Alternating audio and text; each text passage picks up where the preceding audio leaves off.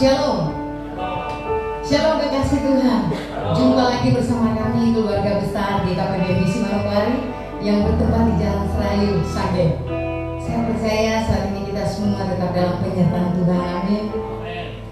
Saya mengajak kita semua masuk dalam hadirat Tuhan. Kita menaikkan syukur kita bagi Tuhan pagi hari ini. Angkat suara kita bagi Tuhan. Katakan Tuhan baik. Terima kasih Tuhan. Kami bersyukur Tuhan.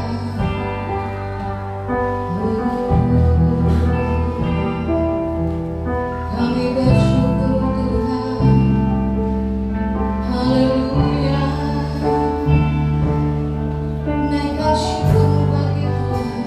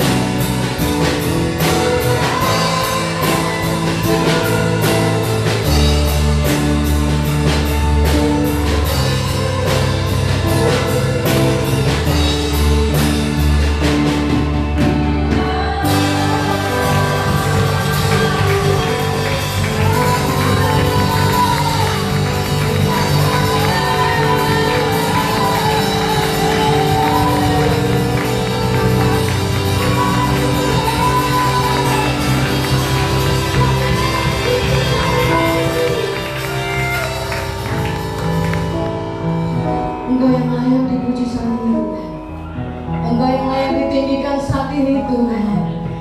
Satu tujuan kami datang di tempat ini, kami ingin menyenangkan hati-Mu Tuhan.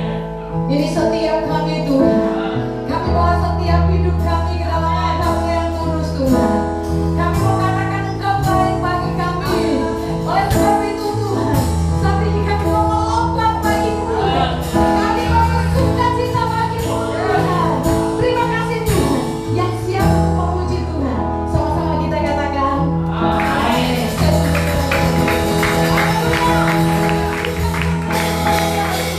Haleluya.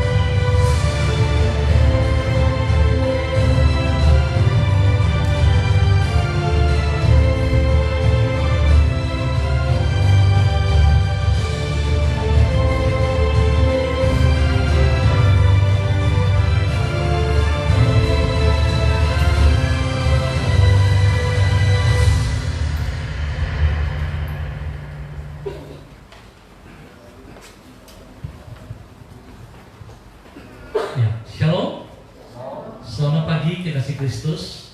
Senang sekali bisa berjumpa kembali bersama dengan para kekasih Kristus pada pagi hari ini. Saya percaya bahwa kasih Kristus tidak pernah berhenti, tidak pernah berkesudahan di dalam setiap kehidupan orang yang berharap kepada Tuhan.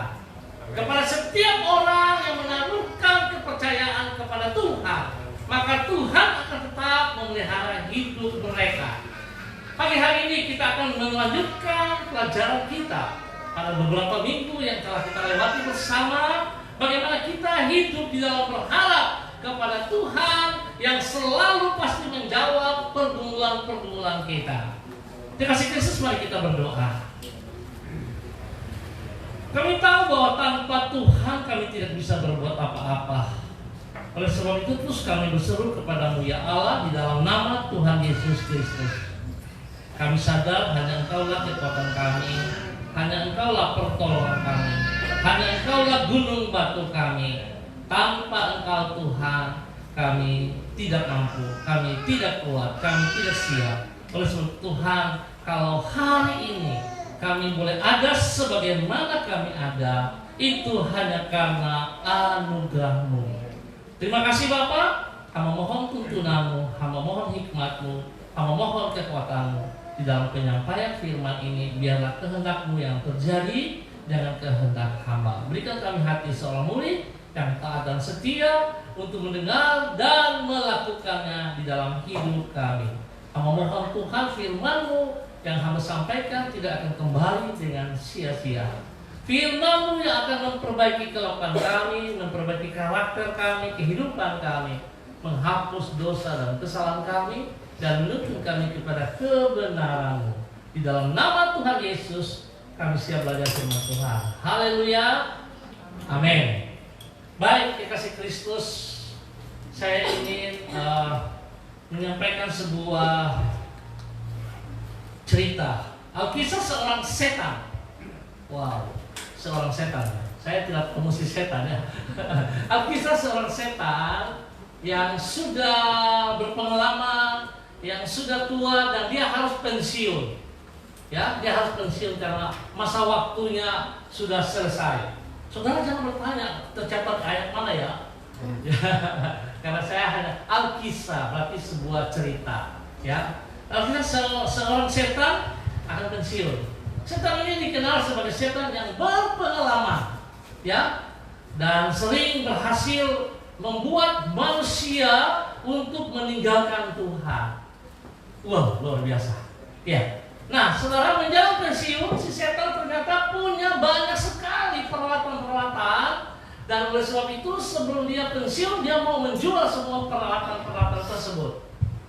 Antara lain peralatan-peralatan yang akan dijual yaitu ada yang namanya kebencian, ada yang namanya iri hati, tipu daya, bohong, ya, dan masih banyak hal. Termasuk di dalamnya ada perzinahan, pencurian, pembunuhan, kepala batu, ya.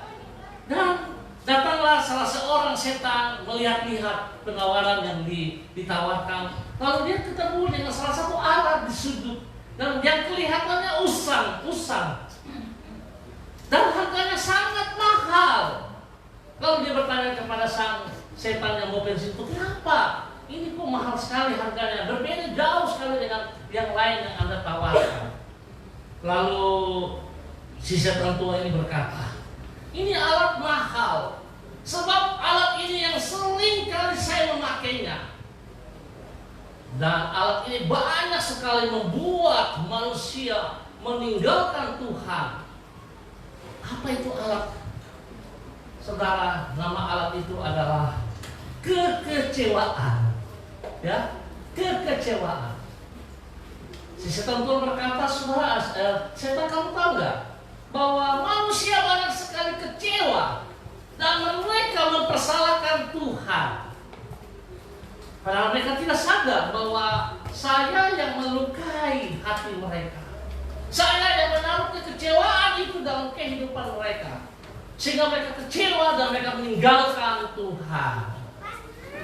Kekasih Kristus, mungkin hari ini Anda salah satu orang yang mengalami atau Anda kena dengan alat yang setan tawarkan kepada Anda, yaitu kekecewaan. Seringkali kekecewaan membuat kita lupa. Seringkali kekecewaan membohongi kita, yang mengakibatkan bahwa kita lupa, kita marah sama Tuhan, kita kecewa kepada Tuhan. Kenapa bisa terjadi demikian, saudara? Ya, kenapa bisa terjadi demikian? Kenapa orang bisa kecewa? Iya.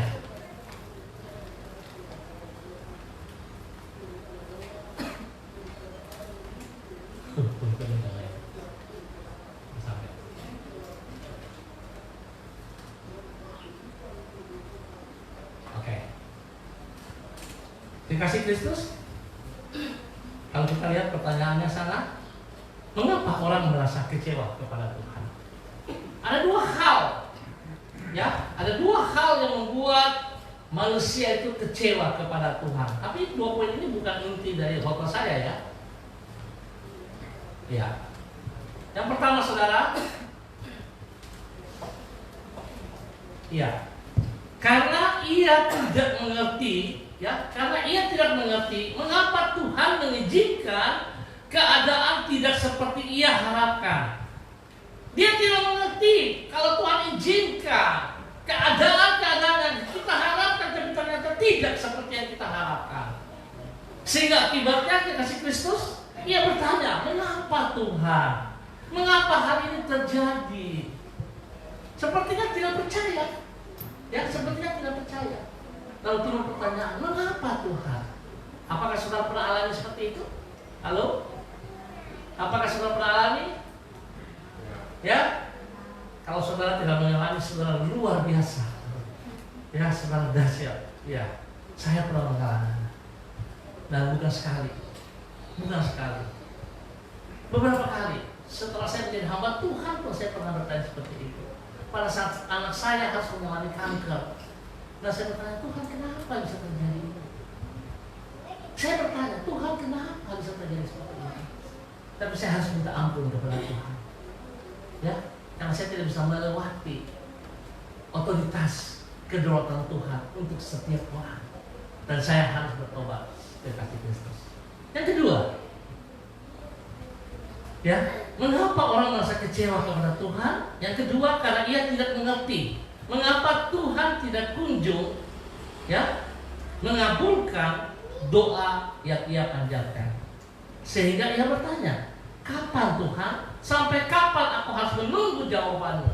Apalagi kalau saya sedang jatuh hati. Waduh, anak-anak muda, kalau sedang jatuh hati, sudah berdoa, kayaknya tidak jawaban. Tuhan, kapan Tuhan? Kita memaksa kehendak kita dan seringkali terjadi. Waktu saya memaksa kehendak kita dan terjadi kesalahan, Tuhan, bukan itu yang saya mau, berarti Tuhan salah lagi. Kehendak kita paksakan ke Tuhan, lalu kita salahkan Tuhan lagi. Kasihan juga Tuhannya serba salah, ya. Maju kena, mundur kena. Nah, baik kekasih Kristus, kedua pertanyaan ini, ya, kedua pertanyaan ini itu juga yang diajukan oleh Nabi Habakuk. Tentu kita sudah belajar 3 minggu yang lalu, ya. Bagaimana Nabi Habakuk bertanya, berseru kepada Tuhan di dalam Habakuk pasal 1 ayat 1 sampai dengan 4. Ya, di situ ia bertanya kepada Tuhan. Ya, dia bertanya, kenapa Tuhan bangsa Yehuda ini kapan Tuhan bisa mengabulkan doa agar bangsa Yehuda pada saat itu bisa dipulihkan? Ya, tapi Tuhan tidak menjawab dia seketika, saudaraku. Ini Nabi loh. Hidupnya setiap hari bersama-sama dengan Tuhan, tetapi Tuhan tidak menjawab dia seketika, saudaraku. Nah, oleh sebab itu betapa pentingnya harus kita mengerti. Nah, oleh sebab itu kekasih Kristus, sepanjang bulan ini, ya, sepanjang bulan ini kita sudah belajar tentang bagaimana kita harus menaruh pengharapan kita yang jelas, sikap kita yang jelas, ya, kepada apa yang Tuhan inginkan. Ketetapan yang Habakuk pun alami terjadi di dalam kehidupannya. Nah, ada 4 langkah yang kita pelajari sepanjang bulan ini. Tentu saudara masih ingat, ya, bagaimana sikap kita menjadikan ketetapan dalam hati kita seperti Nabi Habakuk. Yang pertama saudara mesti ingat, yaitu sikap yang pertama itu kita harus tetap percaya kepada Tuhan. Tetap percaya kepada Tuhan. Ini pertanyaan yang bagus sekali. Tetap percaya kepada Tuhan. Satu perintah tetap percaya, dan timbul pertanyaan, kenapa sih harus tetap percaya kepada Tuhan? Coba saudara bertanya kepada dirimu sendiri. Kalau sebuah topik datang untuk Anda, harusnya Anda tempatkan dirimu dalam topik tersebut. Kalau sudah katakan tetap percaya kepada Tuhan, pertanyaan, kenapa saya harus tetap percaya kepada Tuhan? Saudara bisa menjawab. Ya, saudara bisa menjawab. Kenapa saya harus percaya kepada istri saya? Kenapa saya harus percaya kepada istri saya? Tentu saya bisa menjawab. Ya, saya akan menjawab kenapa saya harus percaya kepada istri saya. Itu pasti saya bisa jawab. Kalau dia bukan istri saya tidak bisa jawab. Iya kan? Ada gambarannya? Oke, yang kedua saudara, tetap menantikan Tuhan. Percaya, menantikan. Oke? Ya. Habakuk 2, Habakuk pasal 2 ayat ketiga. Dan yang ketiga, yaitu tetap berharap kepada Tuhan. Habakuk pasal 2 ayat 20. Jadi pertama, tetap percaya kepada Tuhan, tetap menantikan Tuhan, tetap berharap kepada Tuhan. Saudara, yang saya tampilkan di layar hanya garis besarnya saja. Saya sangat berharap saudara bisa mengikuti khotbah saya, dan saudara bisa berpikir dan saudara mencatat yang benar. Jangan saudara cuma ikut catatan yang di depan saja, tapi apa yang saya katakan, saya berharap saudara bisa menemukan intinya. Kalau saudara tidak mau belajar, maka saudara mendengar khotbah, selain khotbah lupa semua. Kenapa? Karena saudara tidak menemukan nilainya. Benang merah MDC adalah pemuridan. Oleh sebab itu kami selalu mengajak saudara untuk selalu belajar dan belajar dan belajar. Kami juga terus belajar. Ya, saya selalu minta kepada tim saya, Pak Jeffrey dan Pak Agung, ayo kita belajar, ayo kita belajar. Mungkin orang dua bosan ya rasanya perkataan ini. Kita belajar. Ya, dan para gembala-gembala besar pun saya tekankan harus belajar. Coba belajar itu tidak pernah berhenti sampai Tuhan memanggil kita, saudaraku. Ya, jadi tidak ada kata so tua, tidak ada saudara. Ya, kalau bicara tua, saya tua, saudaraku. Ya, saya baru usia 40, kan masih muda toh. Iya ya. Oke, dikasih Kristus. Dan poin yang keempatnya hari ini akan kita belajar yang menjadi topik untuk kita, yaitu tetap bersukacita di dalam Tuhan. Ya, tetap bersukacita di dalam segala keadaan. Ada 2 poin yang akan kita belajar dari poin yang keempat ini. Ya. Dari poin keempat ini ada 2 poin besar yang harus kita pelajari. Tetap bersukacita di dalam Tuhan. Saudara, bisakah saudara bersukacita kalau saudara kekurangan? Saudara bisa bersukacita kalau saudara sedang menderita sakit? Bagaimana? Saudara, bisakah saudara bersukacita kalau saudara sedang dikecewakan? Bisa tidak kira-kira? Halo, bisa tidak? Rasanya susah ya? Rasanya sulit begitu ya? Kita mungkin bisa bilang, saya bisa bersukacita. Tapi saya mau katakan bersukacita yang dari dunia itu berbeda dengan bersukacita yang Tuhan berikan. Bersukacita yang dari dunia hanya sesaat. Ya, sesaat. Demikian juga kalau saudara mau perhatikan, saya sedikit hubungkan dengan keselamatan yang dunia berikan dengan yang Tuhan berikan, itu berbeda juga, saudara. Keselamatan yang dunia tawarkan kepada saudara hanya sesaat. Seperti saudara sedang melihat wajahmu di cermin, dan begitu saudara berbalik muka, saudara melupakannya. Itu tawaran daripada dunia. Tetapi kalau datang dari Tuhan, sekalipun saudara melepaskan cermin itu, saudara tetap memperoleh keselamatan itu dari Tuhan. Artinya bahwa saudara bisa melihat apa yang Tuhan janjikan itu menjadi nyata, menjadi milikmu. Ya, apa yang harus kita pelajari, saudara, supaya kita bisa memperoleh sukacita dalam segala keadaan. Sukacita dalam segala keadaan. Haleluya. Sikap kita nggak bisa membohongi kita. Apa yang keluar dari mulut kita itu menunjukkan sesungguhnya hati kita, saudaraku. Nggak bisa bohong. Coba ya saudara perhatikan baik-baik. Kalau tiba-tiba saudara berbicara agak kasar, tidak harus menunjukkan bahwa hatimu lagi tidak enak, ya kan? Atau wajahmu yang harusnya cantik tiba-tiba berubah jadi brot. Sayang sekali, cantiknya hilang dan diganti dengan pepaya tua. Karena ada sesuatu yang mengganggu hatimu, dan itu nggak bisa dibohongi, nggak bisa dibohongi. Saudara mau bersandiwara bagaimanapun tetap kelihatan, ya, tetap kelihatan. Dan si iblis tua juga menawarkan alat yang paling mahal, yaitu kekecewaan. Itu terjadi dalam kehidupan kita, ya. Saudara tahu para pendeta juga seringkali kecewa, dan ini sulit untuk kita mau keluar dari masalah kekecewaan.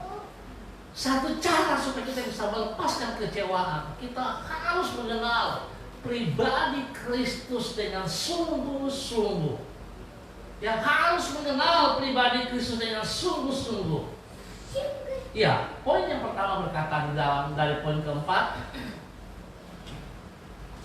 kita harus mengenal, ya, di dalam ini, maaf, pembacaan ayat firman Tuhan yang keluar dari situ, ya. Poin pertama, oke, kita baca dulu ya firman Tuhan, ya. Saya sampai lupa. Mari kita buka Habakuk pasal 3 ayat 17 sampai dengan ayat 19.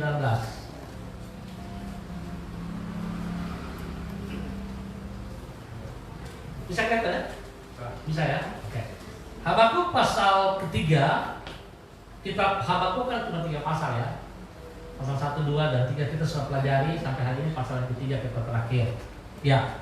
Ayat 17 berkata, sekalipun pohon ara tidak berbunga, pohon anggur tidak berbuah, hasil pohon zaitun mengecewakan, sekalipun ladang-ladang tidak menghasilkan bahan makanan, kambing domba terhalau dari kurungan, dan tidak ada lembu sapi dalam kandang.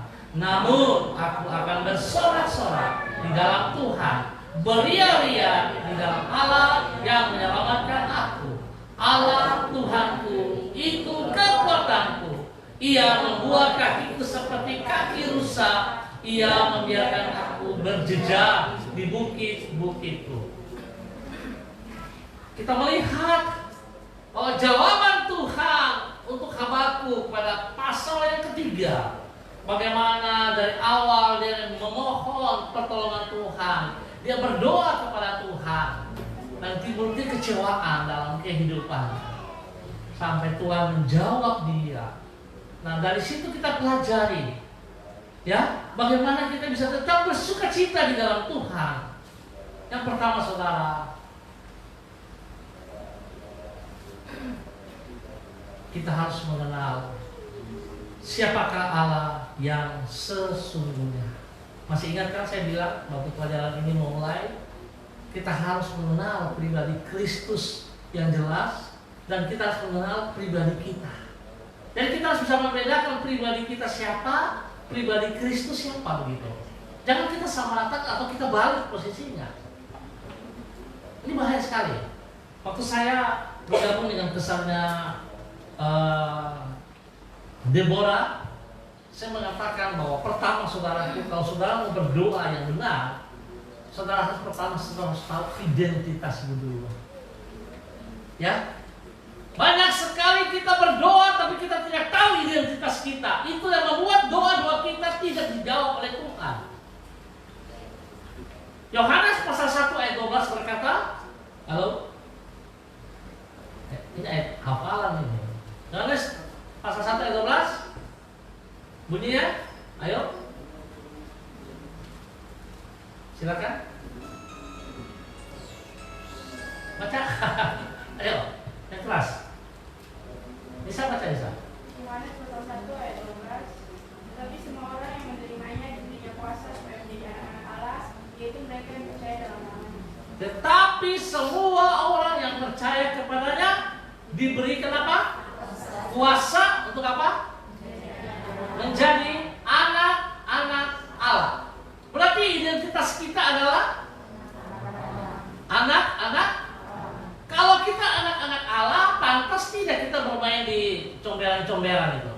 Pantas tidak? Kalau kita anak Allah, pantas tidak kita bermain dengan dosa? Seringkali kita melupakan identitas kita yang membuat doa kita nggak bisa dijawab. Seringkali kita melupakan identitas kita yang membuat doa kita tidak punya kuasa. Kita berdoa dan kita capek sendiri. Lalu kita kecewa. Dan kita tidak tahu refleksi diri kita. Kita lupa siapa identitas kita. Kalau saya sama istri saya dari kita mulai nikah, kami dua komitmen untuk saling percaya. Jadi kalau dia berkumpul dengan teman-temannya, baku sedu, tahu baku sedu kan? Baku bercanda, baku baganggu begitu, saya masa bodoh, saya tidak peduli. Demikian juga kalau saya dengan teman-teman saya, dia lawan jenis, kami nggak peduli. Ya, sebab kami dua tahu identitas kami masing-masing. Saya tahu saya punya istri dan dia tahu dia punya suami. Kita tetap prinsip pada komitmen kita. Tuhan mempersatukan kita dan kita tidak mungkin bisa cerai selain kematian. Itu yang ada pada kami berdoa. Ya, dan itu kami turunkan untuk anak-anak kami juga. Saya sangat berharap bahwa komitmen kita dengan Tuhan itu penting sekali. Memang di dalam kehidupan kadang-kadang terjadi kesalahan-kesalahan. Tetapi pada saat kita jatuh, pada terjadi kesalahan, kita jangan tertidur, kita jangan terlena. Ini kesalahan total yang sering dilakukan oleh anak-anak Tuhan. Apakah anak-anak Tuhan tidak bisa berbuat salah? Halo, bisa tidak? Bisa. Nah, oleh sebab itu kesalahan-kesalahan ini yang harus apa? Kita benahi. Pada saat saya jatuh, jangan kita terlena. Ya? Siapa sih orang sangya? Ada orang sangya? Oh, Ibu Rida orang sangya. Ibu Rida ini dulu peminum. Jadi dia minum, dia mabok, dia masuk dalam got. Tahu got kan? Ya. Jadi waktu itu kita ketemu Ibu Rida dalam got, kita kasih bangun Ibu Rida. Ibu Rida yang mana kita orang? Dia bilang, dia apa soalnya mau agama kita? Memang anak pegoda. Ya? Ada kala kita seperti itu kekasih Kristus. Saat kita tahu bahwa kita sedang jatuh di dalam dosa, tapi kita tidak mau diangkat, kita tidak mau ditolong. Kita merasa nyaman tinggal di dalam dosa. Seharusnya kita sadari selaku anak-anak Allah, kita harus bisa berdiri kembali kekasih Kristus. Kita datang kepada Yesus, kita menyelesaikan masalah kita dengan Yesus, sehingga dosa kita itu dihapus. Tapi kalau saudara tidak mau menyelesaikan, itu masalahnya. Itu yang menghalangi berkat-berkat Tuhan dalam hidupmu.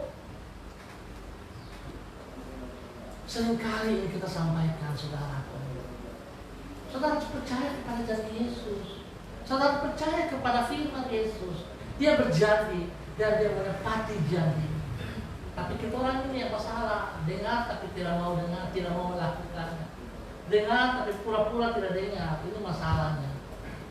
Oleh sebab itu betapa pentingnya kekasih Kristus. Poin pertama, supaya kita bisa hidup bersukacita dalam segala keadaan, kita harus mengenal siapa Allah yang sesungguhnya. Kita harus mengenal pribadi Allah yang benar. Bukan sekedar tahu, ya, bukan sekedar tahu, bukan sekedar tahu. Kita harus mengenal pribadi Allah yang apa? Yang apa? Yang benar, yang sesungguhnya. Bukan hanya sekedar tahu. Hari ini banyak sekali orang yang hanya tahu Yesus Kristus siapa. Ya, hari ini banyak sekali orang yang tahu seperti itu. Saya mau katakan firman Tuhan ya dan amin. Firman Tuhan tidak kompromi dengan dosa. Sekali lagi ingat, firman Tuhan tidak kompromi dengan dosa. Pasti orang bilang ini, Bapak ini pencerewet ya. Ya, tapi kalau saya tidak mengatakan kebenaran, saya juga berdosa, saudara. Kalau saya berkhotbah dan saya tidak menyatakan kebenaran, saya kompromi juga, ya saya juga bodoh, saya juga sama berdosanya. Dan saya pikir saya nggak mau seperti itu, sebab firman Tuhan mengajar orang menyampaikan firman Tuhan, dosanya 2 kali lipat, tanggungan dosanya 2 kali lipat. Saya nggak mau. 1 kali aja setengah mati, apalagi 2 kali, ya. Saya nggak mau gitu. Jadi para gembala kesal, ingat saudara punya akibatnya itu 2 kali. Maka saudara bertanggung jawab kepada kelompok kesanmu. Saudara ingin saudara gembala, saudara harus mengembalakan domba-dombamu. Saudara jangan buat, saudara jangan buat domba-domba berubah menjadi kambing-kambing. Nggak boleh, saudara. Ingat itu. Sebab Tuhan pemilik domba itu menyerahkan Anda domba-domba, bukan kambing-kambing. Kalau Tuhan menyerahkan domba kepada Anda tiba-tiba berubah jadi kambing, ini pertanyaan. Kenapa bisa begitu? Yang Tuhan cari siapa? Hah? Yang Tuhan cari siapa? Gembalanya kan? Halo? Betul tidak? Nah, oleh sebab itu kenapa saya begitu kekeh. Tahu gak kekeh? Mau saya ngotot loh gitu maksudnya. Ya, bahwa harus tetap hidup dalam kebenaran. Ya, harus hidup dalam. Saya nggak butuh kuantitas. Kuantitas kita perlu, tapi itu bukan utama. Yang saya mau kualitas. Amin, saudara? Kualitas yang saya butuh. Sebab apa artinya? Kita banyak, tapi kita hidup semua dalam dosa. Apa artinya sih? Kita bohong gitu. Saya hanya titip 1 ayat dari pasal 7 Matius pasal 7 ayat 21 sampai 23. Saudara pelajari itu baik-baik. Jangan sampai saudara yang berteriak Tuhan, tetapi ternyata Tuhan bilang engkau keluar dari kerajaan, engkau tidak layak masuk dalam kerajaan. Kenapa? Karena mereka hidup di luar firman Tuhan. Ayat firman Tuhan itu ditujukan kepada orang percaya, bukan orang yang tidak percaya, saudara. Pasal pembacaan dari Matius pasal 7 ayat 21 sampai 23 itu ditujukan kepada orang-orang yang percaya. Rasul Paulus katakan, aku melayani, aku menyampaikan firman, tapi jangan sampai aku ditendang, jangan sampai aku dibuang. Itu yang saya sangat berharap jangan terjadi kepada kita semua kekasih Kristus.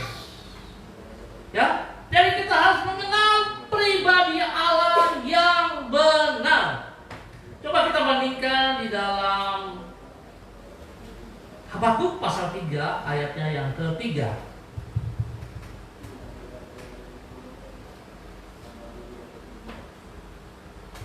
Saya bacakan dari firman Allah yang hidup berkata seperti ini.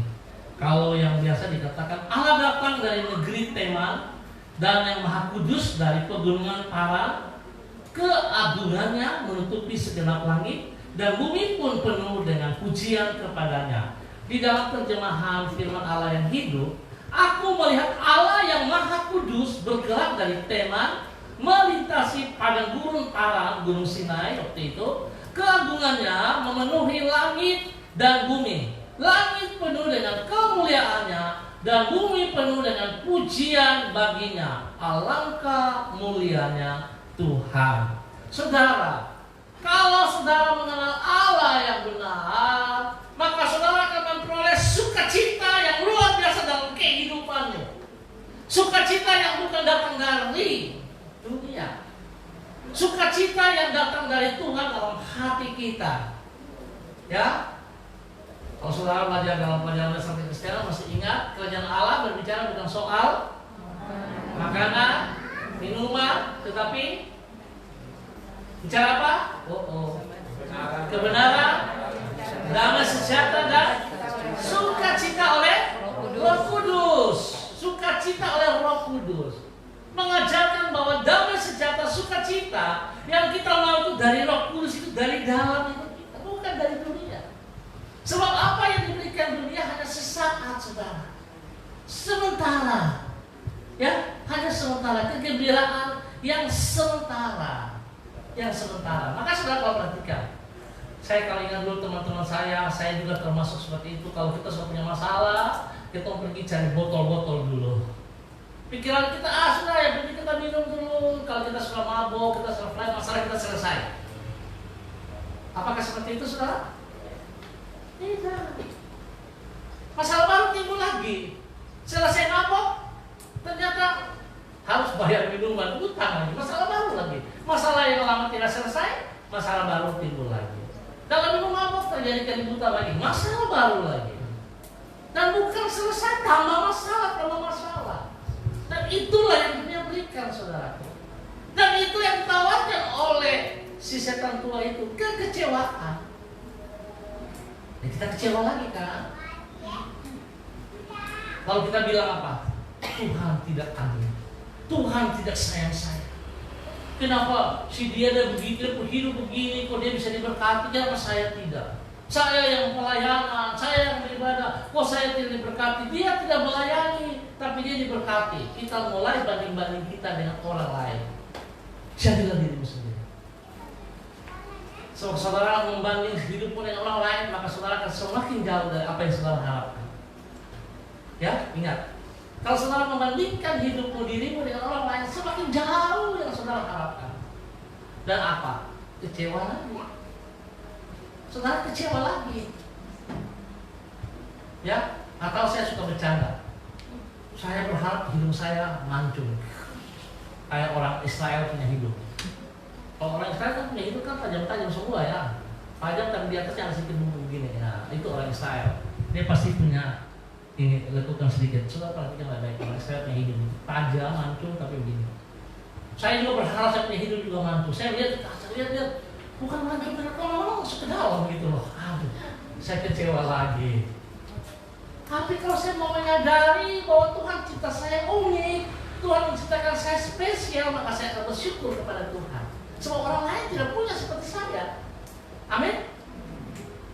Apa yang ada pada Anda, orang lain tidak punya. Dan itulah kelebihanmu, saudaraku. Harusnya kita bersyukur, bukan kita kecewa.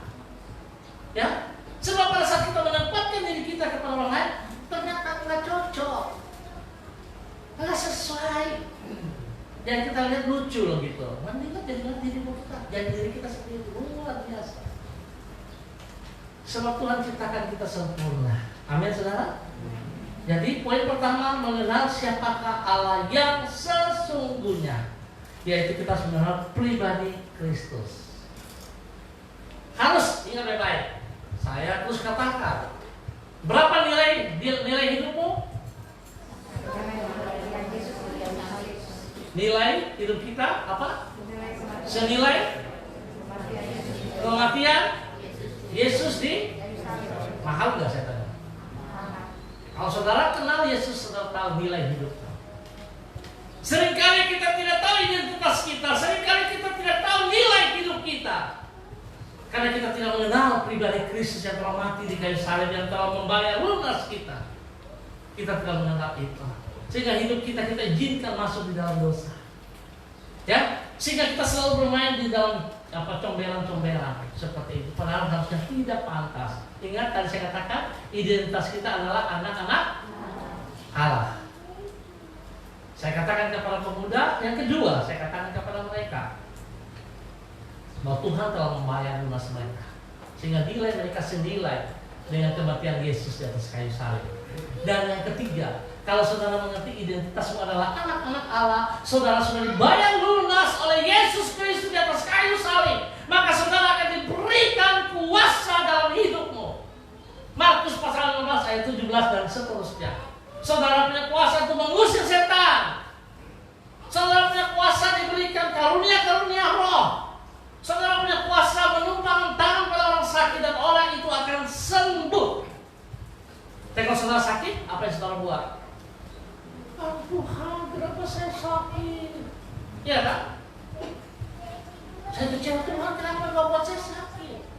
Padahal saudara sadar ada kuasa otoritas dalam hidup kita. Apakah Tuhan memberi kita sakit? Halo? Kan biasanya begitu tuh, kalau pas kita sakit, Kalau kita bilang begini, Tuhan sedang menguji saya. Tuhan sedang menguji saya, Tuhan kasih saya sakit. Apakah saya cinta Tuhan atau tidak? Oh, ini Tuhan menguji saya karena saya sudah tidak pelayanan lagi. Tuhan menguji saya. Apakah seperti itu kekasih Kristus? Saya kira kita sangat bodoh kalau kita punya pemikiran seperti itu. Kenapa saya katakan demikian? Sekali saudara perhatikan baik-baik ini. Tuhan sekali-kali tidak pernah memberikan kita sakit. Ingat, ada alasannya. Tuhan sekali-kali tidak pernah memberikan kita sakit. Kenapa? Sebab Dia mati untuk apa?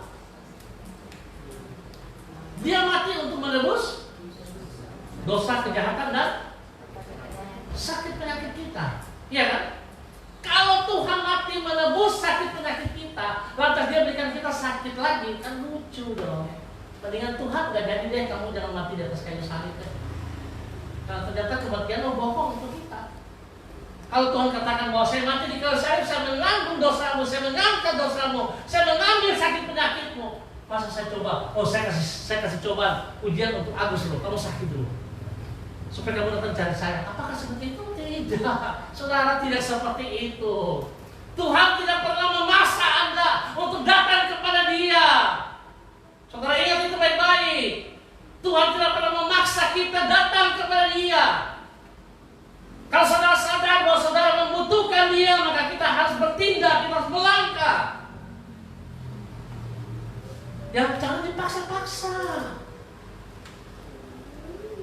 Segala sesuatu yang dilakukan dengan keterpaksaan itu tidak baik, kekasih Kristus. Kalau kita sadar bahwa kita butuh Tuhan, maka kita harus melangkah, kita yang harus bertindak. Ya, saudara jangan mau diberkati, tapi saudara tidak mau taat kepada perintahnya. Saudara jangan cuma mau diberkati, tapi saudara tidak taat kepada firman-Nya. Nggak bisa, saudara. Kita nggak bisa bohong Tuhan. Ya, kita nggak bisa bohong Tuhan. Kalau saudara baca dalam Alkitab cerita bagaimana 5.000 orang itu belum termasuk anak-anak, belum termasuk yang wanita, itu diceritakan bukan laki-laki, mengikuti Yesus. Kemana Yesus pergi mereka mengikuti. Dan Yesus harus memberikan makan 5.000 orang. Makanannya pun itu dari anak kecil. 2 ekor ikan dan berapa? 5 ketul roti. Dan Tuhan buat mujizat, mereka makan dan kelebihan. 2 tambah 5 sisa 12 bakul kok. Matematikanya Yesus lainnya luar biasa sekali. Coba saudara pikir lebih baik. Masih sisa 12 bakul. Itu yang seringkali kita cari, saudaraku. Dan betapa bodohnya kita, betapa jahatnya kita, saudara. Kalau kita ikut cari Yesus hanya untuk mendapat makan seperti itu, saudara keliru. Ya? Pelajaran DK juga berkata dalam Matius pasal 6 ayat 30. Apa? Carilah dahulu kerajaan Allah dan kebenarannya, maka semuanya itu akan ditambahkan. Seringkali kita hanya mencari kerajaan Allah, kebenarannya kita lupakan. Kita berpikir kalau saya datang ibadah, saya melayani, maka saya dapat berkah. Saya tidak mau melakukan kebenarannya. Sorry saudara sahabat, itu yang terjadi Matius 7 ayat 21. Bukan setiap orang yang berseru kepada Tuhan yang akan masuk kerajaan Allah, tapi mereka yang melakukannya. Tapi kalau saudara tidak melakukan firman Tuhan, saudara saya mau katakan saudara jahat di mata Tuhan.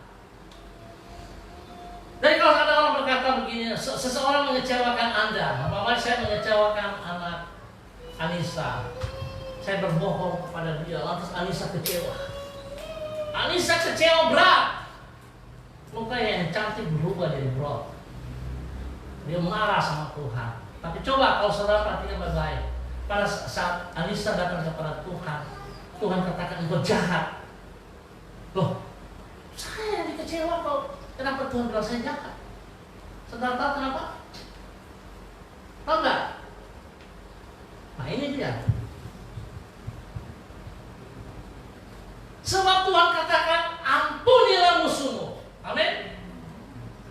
Apa Tuhan katakan? Waktu kamu dikecewakan, apa yang kamu lakukan? Melepaskan pengampunan. Bukan saudara kecewa, maka saudara tidak punya sukacita.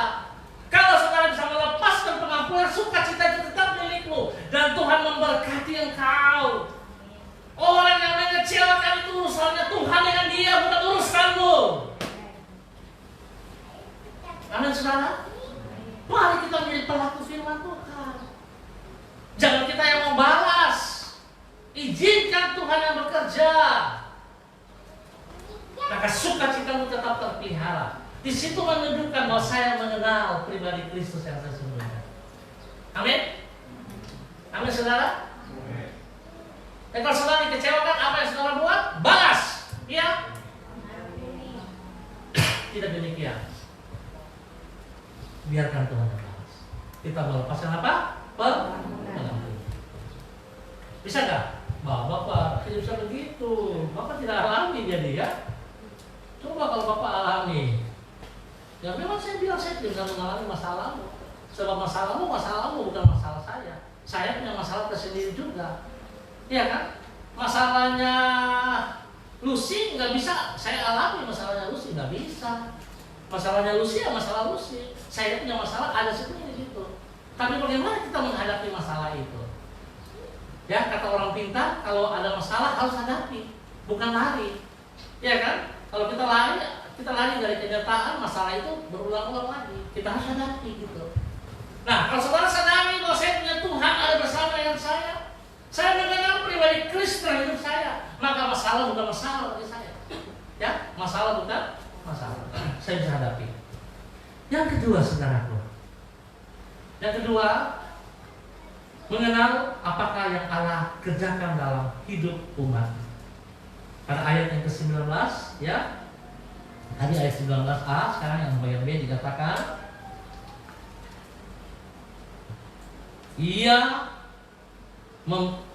saya baca ya, Allah Tuhanku itu kekuatanku, itu ayat pertama kali kita bicara di kekuatan kita. Ia membuat kakiku seperti kaki rusa, ia membiarkan aku berjejak di bukit-bukitku.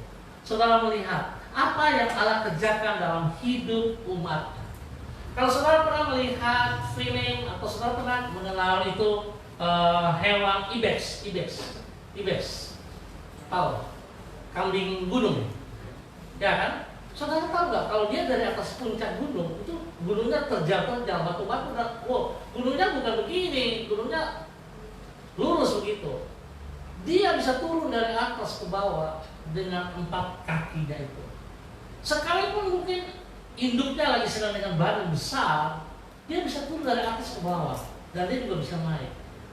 Kenapa? Kalau kita melihat ada satu kekuatan spesial pada ibex itu, ya. Mereka punya kaki yang kuat bisa naik sampai di atas itu. Kalau kita belajar dari hewan itu, kita melihat bahwa sebenarnya kita lebih daripada ibex, betul?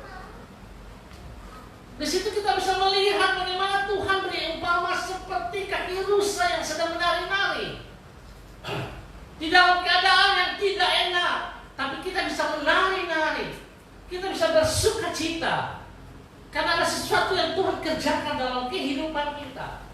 Nah, maka saya katakan kalau kita tidak mengenal pribadi Kristus yang jelas, kita sulit untuk bisa melihat kuasa mujizat Tuhan dalam kehidupan kita. Tapi kalau kita kenal pribadi Kristus, maka saudara, apapun masalah itu bukan masalah. Saudara bisa menghadapinya. Kenapa saudara menghadapinya dengan pertolongan Tuhan? Saya teruskan untuk anak-anak muda pada Markus pasalnya yang ke-16 tadi, ayatnya yang ke-20. Kalau ayat 17, tanda-tanda ini menyertai orang percaya, mereka akan mengusir setan, mereka akan kuasa-kuasa karunia Roh Kudus diberikan, mereka akan melakukan tangan pada orang sakit, orang itu akan sembuh, mereka minum racun maut dan tidak berlaku untuk mereka. Tapi pada ayat ke-20 dikatakan sana apa, saudara? Mereka pun apa? Pergilah. Ini yang seringkali kita lupakan. Halo, kita tidak boleh lupa untuk menyampaikan firman Tuhan. Kita tidak boleh lupa untuk menginjil.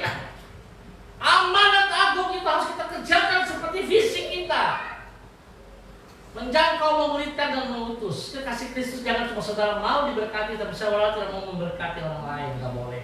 Lanjut, apa dikatakan?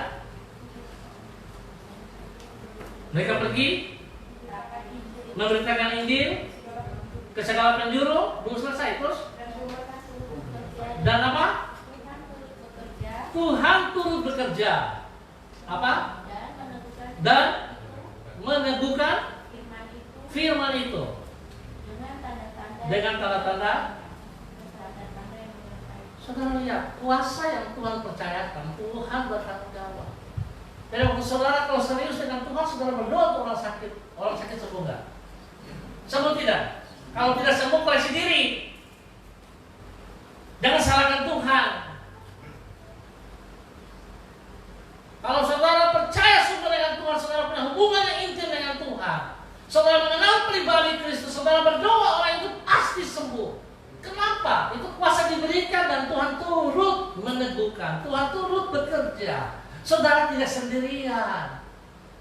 Maka saya tadi katakan, persoalan bukan persoalan. Tidak usah takut kekasih Kristus. Kita punya Tuhan yang bersama-sama dengan kita. Amin. Beri kemuliaan bagi Tuhan kita. Dan yang terakhir, saudara, ya, ingat ini baik-baik. Saya senang sekali dengan kata-kata ini.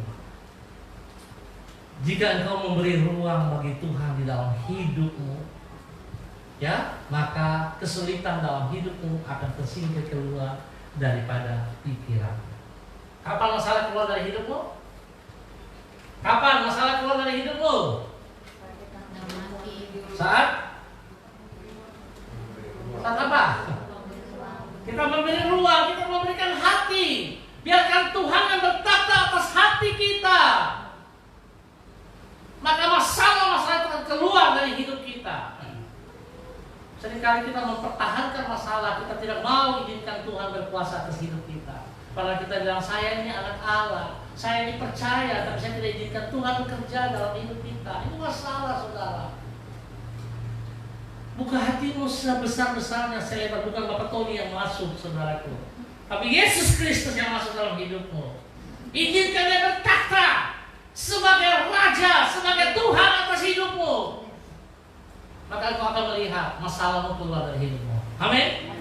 Yang kedua dikatakan, sepanjang bulan ini dalam kegelisahan, dalam tekanan-tekanan, dikatakan tetaplah berdoa. Apa?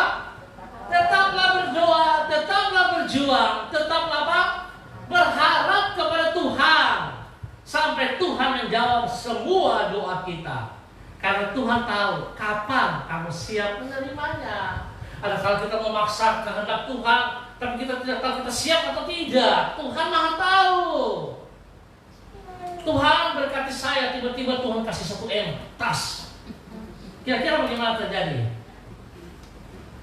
Ya, si A yang sangat menderita, lalu dia memaksa kehendak Tuhan. Masa orang lain berkati, aku tidak. Maka Tuhan memberkati dia 1 M secara tiba-tiba. Luar biasa, orang kata, oh si A dapat berkat 1 M.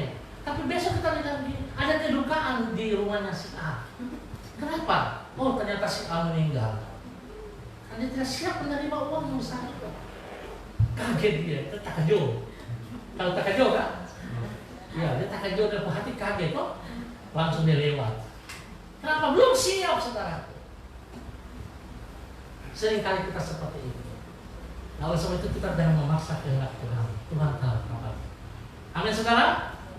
Tuhan memberkati kita. Mari kita berdoa.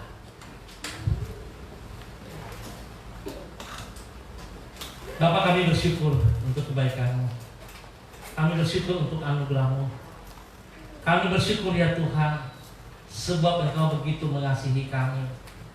Di dalam kehidupan kami yang penuh dengan tantangan, Engkau sekali-kali tidak pernah meninggalkan kami. Engkau sedang mengajarkan kami seperti Nabi Habakuk. Di saat kami berdoa dan kelihatannya doa kami tidak dijawab, tetapi sesungguhnya bukan Engkau tidak menjawab, tapi Engkau sedang memproses kami. Engkau sedang membentuk kami. Engkau sedang menguatkan iman percaya kami. Engkau sedang membuat kami semakin mengenal pribadi-Mu, semakin dekat dengan Engkau. Dan Engkau tahu tepat waktu Engkau memberikan itu kepada setiap kami yang berharap kepada Engkau. Bapa, terima kasih. Hamba berdoa pada saat ini, Menyerahkan saudara-saudara hamba yang hadir, baik online, baik onsite. Tuhan memberkati mereka. Pergumulan-pergumulan hari ini, biar Tuhan jawab kebenaran firman Tuhan pada saat ini. Bahwa sekali-kali Tuhan tidak pernah meninggalkan mereka. Bahwa sesungguhnya Tuhan sedang beserta dengan mereka. Dan Tuhan sedang membawa mereka keluar dari setiap masalah-masalah hidup mereka. Tuhan tolong berkati mereka semuanya. Bapak terima kasih. Hamba mau berdoa Tuhan bagi hamba Pak Agung dan Saudari Linda yang sedang bertugas ke Sorong. Tuhan menyertai mereka, Tuhan melindungi mereka. Apa yang sedang dikerjakan, Tuhan sertai dan Tuhan buat mereka berhasil. Di dalam nama Tuhan Yesus Kristus. Terima kasih Bapak. Kami bersyukur dan terima kasih untuk kesembuhan total yang Tuhan berikan kepada Ibu Dona. Kami bersyukur Tuhan kalau hari ini Ibu Dona bersama dengan kami. Semua hanya karena anugerah-Mu, karena kasih-Mu.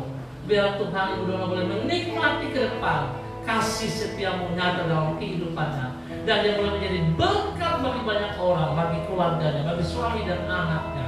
Dalam nama Tuhan Yesus Kristus.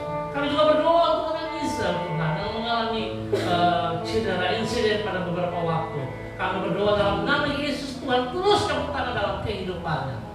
Kami minta kuasa darah anak domba Allah mengalir dalam seluruh tubuhnya.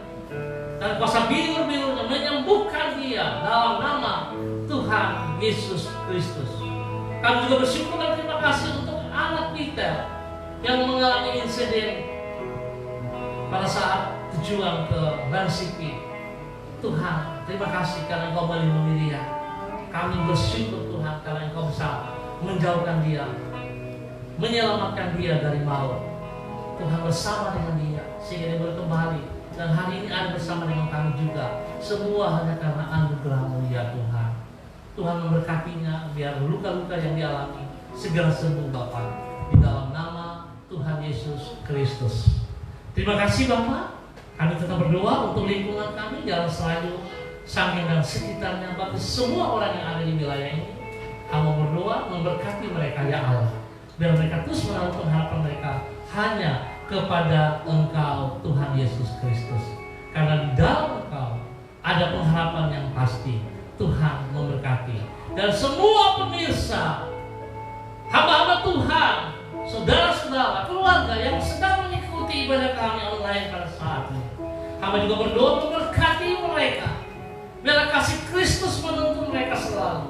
Kekuatan Tuhan menyertai mereka, hikmat Tuhan menyertai mereka. Jika ada yang sakit, Bapak hamba berdoa dalam nama Yesus saat ini.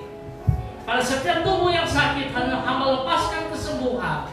Biru-biru Yesus menjamah mereka saat ini. Terjadi kesembuhan bagi mereka saat ini. Di dalam nama Tuhan Yesus Kristus. Terima kasih Bapak, terima kasih. Kami percaya janji-Mu, ya dan amin. Terima kasih Tuhan untuk kebenaran firman-Mu pada pagi hari ini. Di dalam nama Yesus kami bersyukur. Haleluya, amin. Yang diberkati oleh kebenaran firman Tuhan, memberikan kemuliaan bagi Tuhan. Haleluya. Kita akan mengakhiri ibadah kita pada siang hari ini. Saya jemput kita untuk berdiri.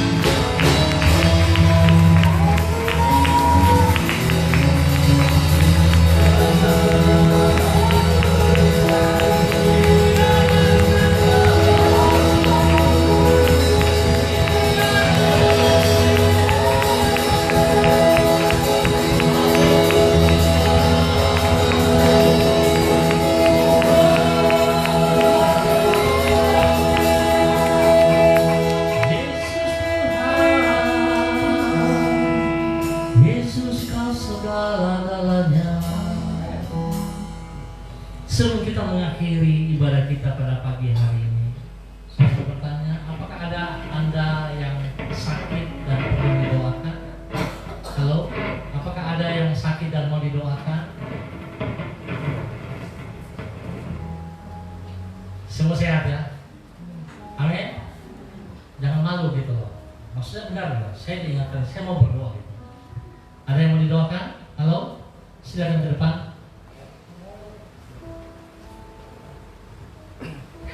Ya, silakan ke depan, kita berdoa. Kan saya bicara firman Tuhan, Tuhan memberikan kuasa kepada kita orang percaya, dan Tuhan pasti menyembuhkan. Amin saudara? Amin? Amin? Saya boleh minta gembala-gembala saya yang ada, silakan ke depan. Boleh bantu saya? Iya, ayo lagi. Yang merasa gembala-gembala saya. Firman Tuhan berkata kalau kita sepakat dalam nama Yesus, Tuhan menjawab doa kita. Amin saudara? Amin. Saudara punya kuasa kan? Percaya tidak ini? Harus kita percaya ya, firman Tuhan yang berkata bukan saya kok. Iya. Haleluya Yesus.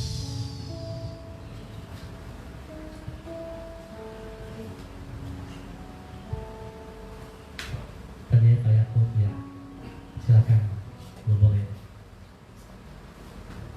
Saudara boleh bertanya sebentar, doa sakit apa yang mereka alami dulu tanya, supaya saudara berdoa.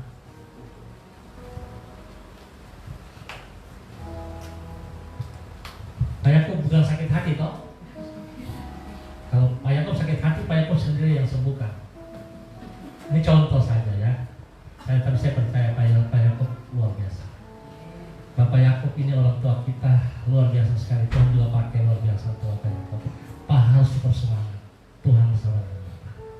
Oke, sudah tidak ada? Mari kita satukan hati kita, angkat tanganmu dan kita melepaskan berkat Tuhan.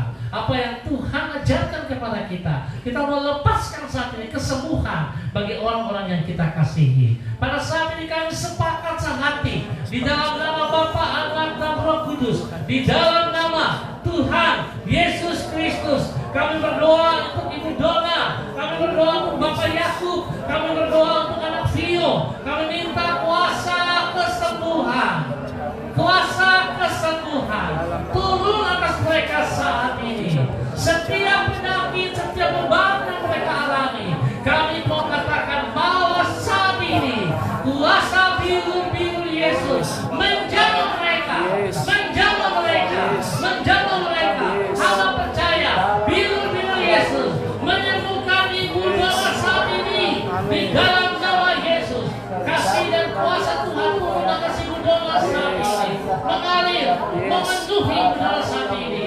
Dalam nama Tuhan Yesus Kristus, dalam nama Tuhan Yesus Kristus, kasih Tuhan menjaga Bapak Yakub saat ini. Kuasa Tuhan bekerja bagi Bapak Yakub. Semua penyakit keluar saat ini dalam nama Yesus. Dalam bentuk apapun aku katakan keluar. Biar Yesus menyembuhkan engkau saat ini. Biar Yesus menyembuhkan engkau saat dalam nama Yesus. Dalam nama Yesus. Kasih Kristus terus menjamah juga anak Vio saat ini. Sakit yang mengganggu engkau saat ini, aku katakan terlepas saat ini dalam nama Yesus. Terlepas saat ini dalam nama Yesus. Biar Yesus menyembuhkan engkau sekarang. Kuasa Tuhan menyembuhkan engkau sekarang. Di dalam nama Tuhan Yesus Kristus. Dalam nama Tuhan Yesus Kristus. Kesembuhan turun atas engkau saat ini. Di dalam nama Tuhan Yesus Kristus. Bapak terima kasih kuasa-Mu yang Tuhan nyatakan kepada semua saudara-saudara hamba saat ini. Bahkan mereka di rumah yang sakit, Tuhan jamah mereka. Kesembuhan turun bagi mereka saat ini. Dalam nama Tuhan Yesus Kristus. Terpuji-pujilah Engkau. Mari kita kasih Kristus, angkat kedua tanganmu dan terimalah berkat Tuhan. Tuhan memberkati dan melindungi kamu. Wajah Tuhan memancarkan sinarnya ke atas kamu. Ia menyatakan kasih karunia kepadamu, menunjukkan kemurahannya, serta memberikan damai sejahteranya kepada kita sekalian. di dalam nama Bapa, Anak, dan Roh Kudus, di dalam nama Tuhan Yesus Kristus. Semua yang diberkati sama-sama katakan amin. Silakan duduk kembali Bapak Ibu yang Tuhan kasihi. Dengan demikian maka berakhirlah sudah ibadah raya kita selesai pada saat ini. Gereja Kristen Perjanjian Baru Masa Depan Cerah yang berada di Jalan Serayu Sangge. Kami sangat senang untuk Bapak Ibu yang hadir bersama kami baik online maupun onsite. Tuhan memberkati kita semua. Terima kasih juga untuk semua yang telah saudara buat untuk gereja ini. Tuhan memberkati. Sampai jumpa pada minggu depan dalam waktu yang sama. Tuhan memberkati kita semua. Shalom, salam, MBC.